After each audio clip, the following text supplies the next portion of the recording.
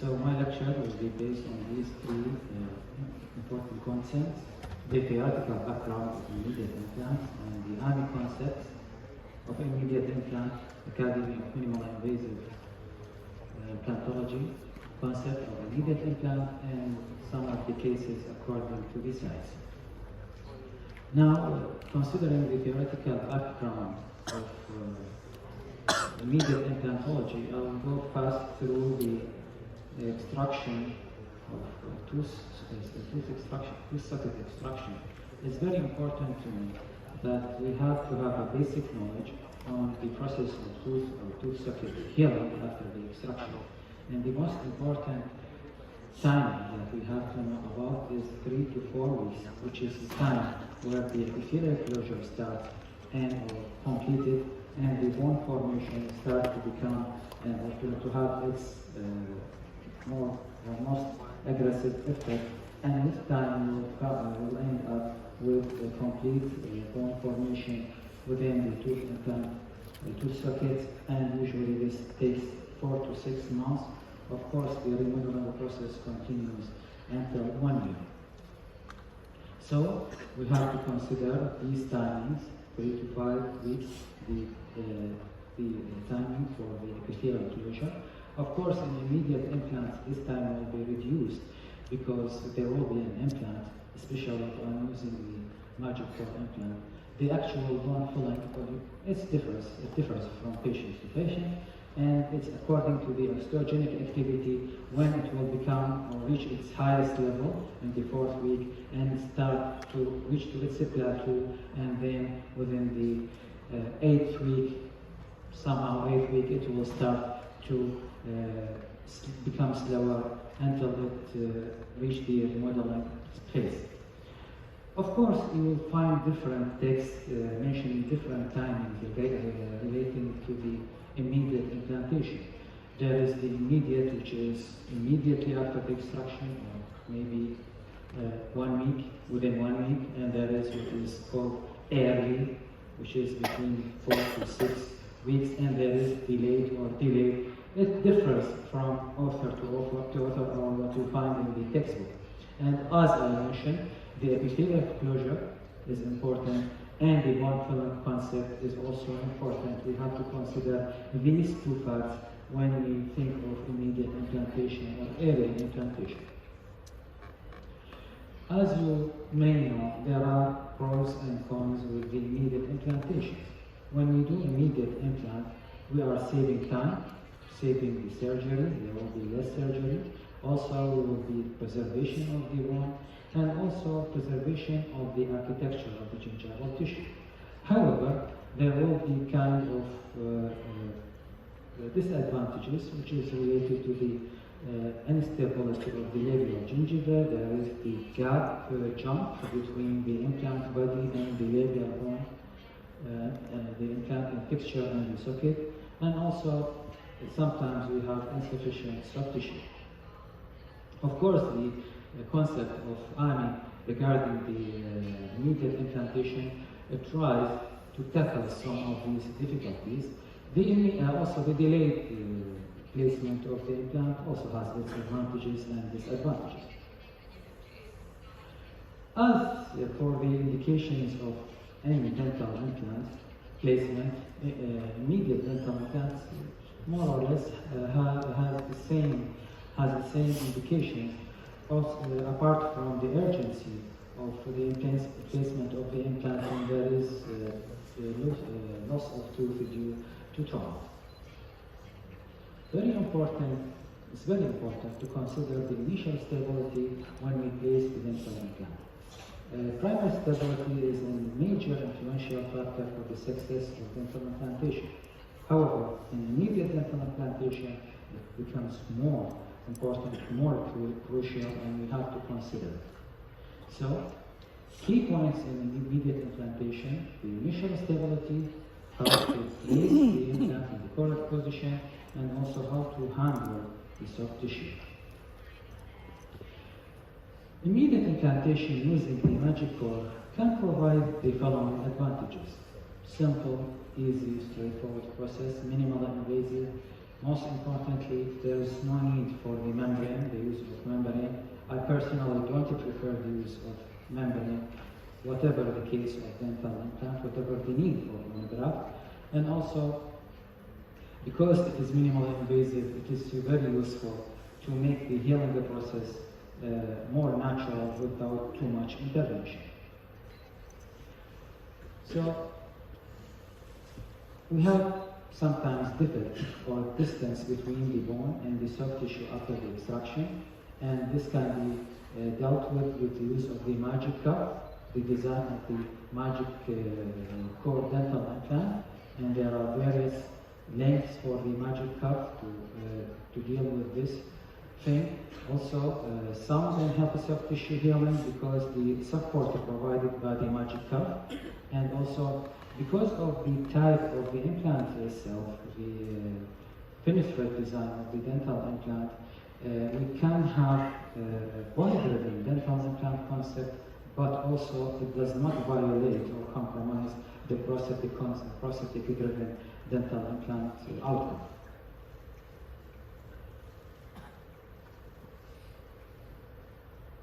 These are the most three important things regarding the Academy of Minimally Invasive Implantology concepts of dental implant. First, the self-cleansing. You may find in the textbooks that when you do the extraction, you have to do curettage, especially on the walls of the tooth socket, in order to prepare the socket for the dental implant. And with the use of the magic cord, we don't command this because we try to allow the natural healing. Our problem is not with the soft tissue that surrounds the socket. Our problem is the infected tissue at the bottom of the socket. So we tend to preserve this soft tissue. Also, because of the magic cord, this will give the soft tissue surround the implant a very good support, because when it heals, it will find a good attachment with the top of the magic cord, and this will maintain the shape of the gingiva. And also, because of the magic cup itself, there will be a preservation for the level of the blood clot, and this also can be considered as no kind of maintaining the physiological bone regeneration. Some of the cases we may advise the use of vacuum form retainer. I'll show it to you in the next slide. Also, there is the soft tissue housing. You might not be familiar with the concept of soft tissue housing. Soft tissue housing can be considered as oral mucosal guided bone regeneration, or as the inventor of the system, Dr. Wang, refers to it as connective tissue guided bone regeneration. And so all we need to worry about the implant position is to make sure that we are putting the implant surrounded by a bone in which we don't need to worry about the soft tissue. So I think it's better to say bone tissue driven implant rather than soft tissue, but sometimes it is a bit confusing, because in oral surgery, we tend to use different terms, or we tend to deal with the bone and soft tissue separately. And the AMI concept in dental implantology tries to encourage the dentist to consider that the bone and the soft tissue as one functional unit. So don't deal with the bone as separate thing from the soft tissue. That's why soft tissue driven implant treatment, and you find that it's related to the bone. Bone and soft tissue in dental implant treatment should be considered as one functional unit. This is the vacuum form, customized vacuum form retainer. The aim of this retainer is to help maintaining the soft tissue condition without any compromisation, even with suturing. Sometimes we tend to use sutures, but even these sutures are used as kind of passive sutures, just to support the soft tissue, not to close the gap. We aim to maintain the gap. We aim to help make the healing process close, so we can gain so much bone and so much space around the implant. And this is the customized vacuum foam retainer, which can be used in such cases, especially when we have a wide socket, and it can be used 4 weeks just during the night. As a recommendation with the ANI or with the use of Magic Core, we can do the loading 4 months if the implant at the time of insertion is covered by 80% of bone. If it is less than 80%, we might go to 5 to 6 months. And if it is less than 50%, we have to wait more than 6 months. Another thing you have to consider is the level of the blood clots. When we use the dental implant, we have to think that the blood clot, we have maintained the blood clot, that's true. But also we have to consider that there will be loss of 1 millimeter from the original bone height. In the anterior zone, or what is usually termed as aesthetic zone, it's better for the post, which is 2 millimeters, that should not be shown completely, but only 1 millimeter for aesthetic consideration. This is for the aesthetic zone. But as general guideline, if we are applying the dental implant, immediate dental implant, and there is a gap between the bone and the soft tissue, less than 3 millimeters, there is no need for bone graft. Just use the cuff of 3 millimeters. But if it is between 3 to 6 millimeters, the recommendation of ANI is to put bone graft, but with the use of the same cuff, which is 3 millimeters, but if the distance between the remaining bone and the soft tissue is more, we have to use longer cuff in addition to the bone graft. This is the ANI recommendation for to tackle the distance between, or to tackle the resorption in the bone and the difference between the bone and the soft tissue.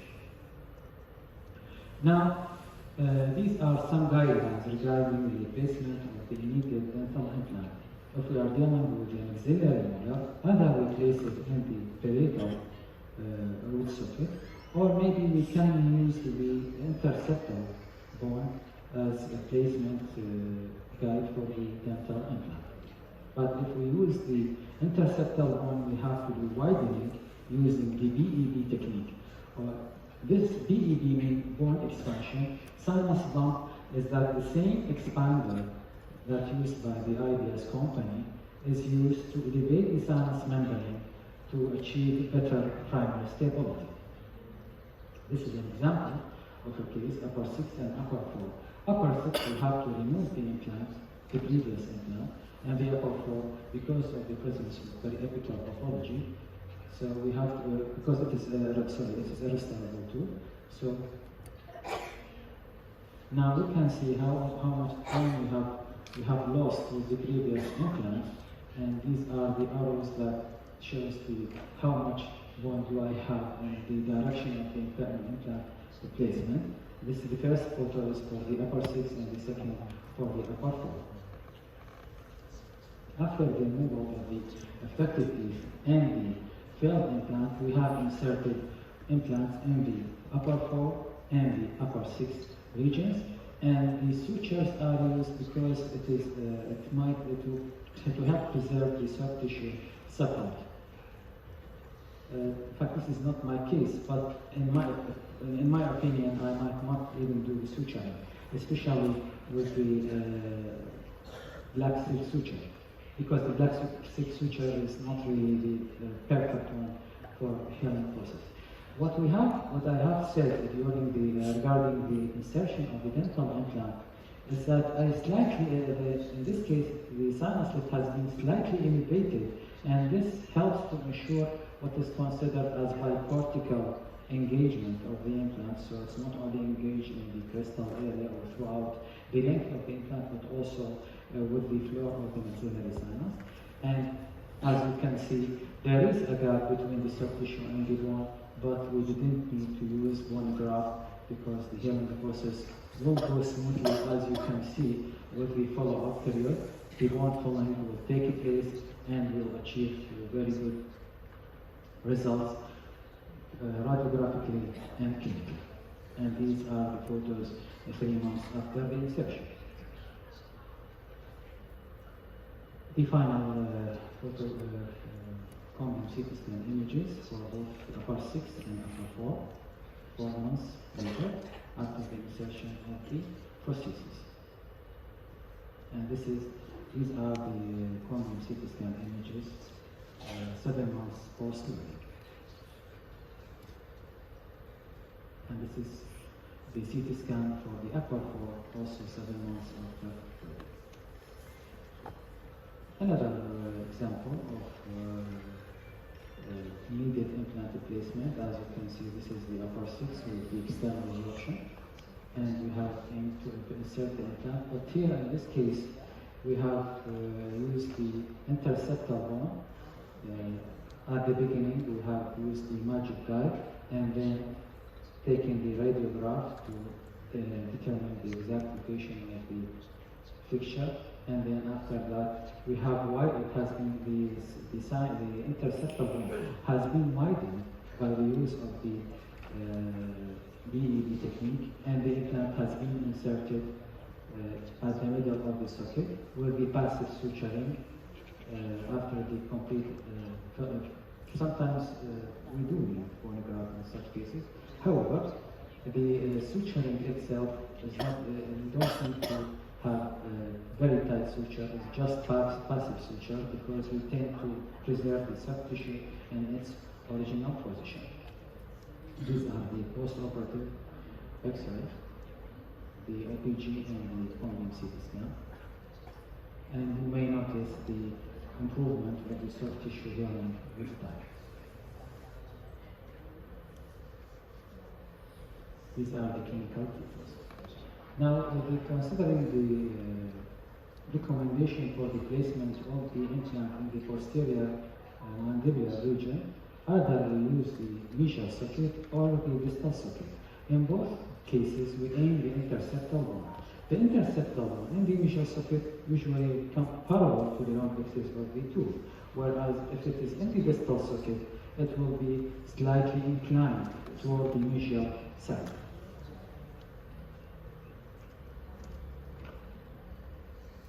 This is a badly careless case for badly careless sick, and the dentist aim to choose the mesial socket for the implantation. It's better to make the implant as parallel as possible to the lingual plate. And after the extraction, the mesial socket has been widened by the use of magic cathedral, which is the instrument we may use in such condition, in such situation, to provide better implant primary stability at the socket. And then after insertion, as you can see, there was no bone graft material inserted, and the healing took place very nicely. But of course, this will be filled by blood flow, and with time, the healing process took place in a reasonable way. So this is the case for the mesial socket and the period of follow-up until the final surgical process.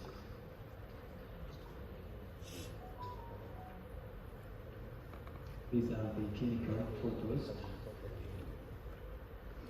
Note the nice healing of the soft tissue around the dental implant.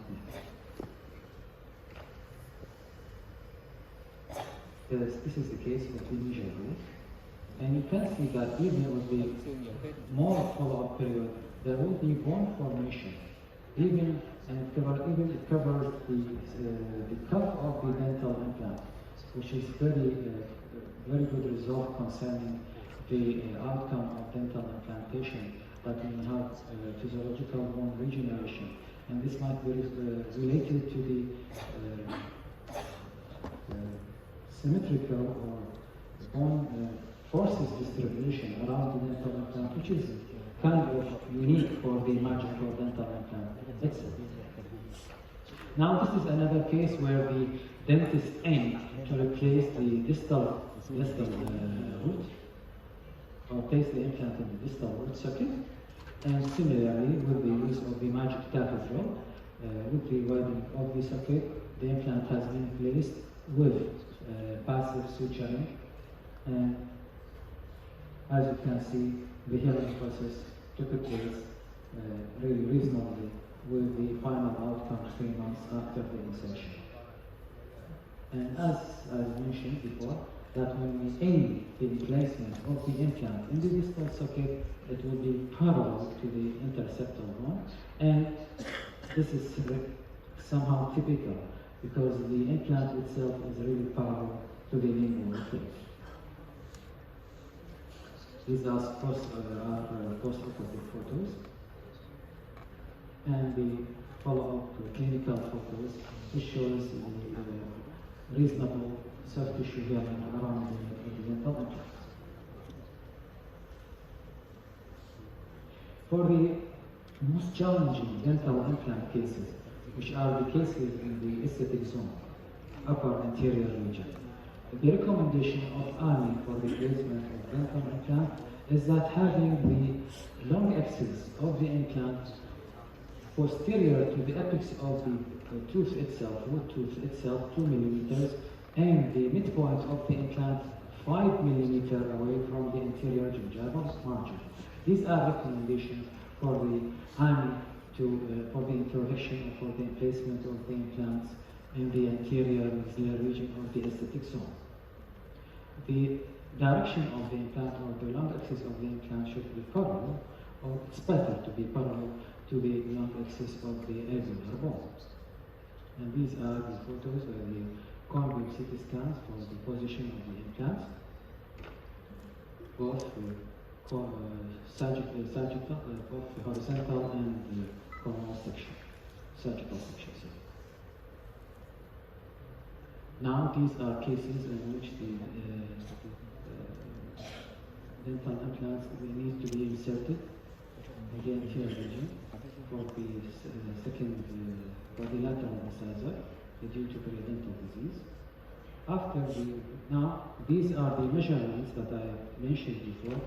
If we aim to insert the implant, we have to decide exactly where it should be placed, and it should be placed 2 millimeters behind the apex of the intended tooth to be extracted, and 5 millimeters to the gingival margin of the tooth, as shown in this case. And you can see the bone filling of the implant, of the bone anterior to the implant, shown in the 3 months after the implantation. The magic post, which is the implant part that is usually above the gingival margin, if we are aiming the anterior maxillary region of the aesthetic zone, should be exposed only for 1 millimeter, as I mentioned before, for aesthetic consideration. These are the follow-up photos for the case, and you can see with time the soft tissue healing, which is reasonable healing outcome for dental. This is a case for the upper maxillary anterior teeth. The dentist aims to extract them and replace them with the immediate dental implants. Following the same guidelines, he inserted the 2 implants, and the suturing here is to preserve the stability of the soft tissue. It is true that we try to avoid suturing when we do dental implantation using the AMI concept. However, it is important to keep in mind that the soft tissue should be stable in order to prevent any disruption of healing during the healing process. So these are the photos of the implants, the cone CT scan photos of the implants. It's very important when you do dental implantation, immediate dental implantation is to remove the pathological tissue. Removal of the pathological tissue at the apex of the tooth is very important because it is the kind of play a role in the infection process itself. So we have to get rid, even if we are not facing or dealing with active infectious process. We have to eliminate the apical granulation, get rid from the apical granulation tissue. This is the insertion of the implant after the removal of the tooth. As you may see, the figures the direction of the implant, the figure of the implant, and the direction, and how much bone do we have in the insertion. It's always preferable to make the implant as palatal as possible for aesthetic consideration. And these are the panoramic view. This is the panoramic view for the case. And these are the two abutments and the immediate of the temporary crowns. And with time, we have finalized, the dentist has finalized the treatment, and we can see the reasonable outcome of the gingival tissue healing. Sometimes we can use the customized vacuum form in the anterior region to maintain the aesthetic of the patient, because we cannot leave the patient with this ugly appearance. So this is another form of the vacuum form customized retainer, and these are just examples of these retainer to keep the socket after the implantation without any interference and allow the natural healing of the socket. This is clasp maintaining the vacuum form retainer or tooth for the case of the natural sizer. The last thing I want to talk about is the other concept regarding the anterior mandibular region. Some of the authors consider the anterior mandibular region as also within the aesthetic zone. However, we have almost the same regulation. We have to aim the palatal, the lingual plate. Also, we have to follow the direction of the alveolar bone. The implant should be parallel to the direction of the implant at the alveolar bone. Also, as much as possible, preserving the buccal balcony of the implanted area.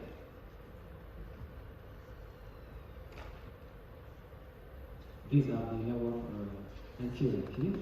After the extraction and using the magic guided rod, the implants have been inserted, and the implants, as you will see, they are parallel to the direction of the alveolar bone, and they are aiming the lingual plate, and insertion of the temporary crown after suturing the socket, and then finally doing the final prosthesis after we get very reasonable healing in the bone and the soft tissue. And this is the final prosthetic in place, and you can see how is the gingival tissue is helpful with very reasonable outcome. Thank you very much for your attention, and I will be happy to answer your questions.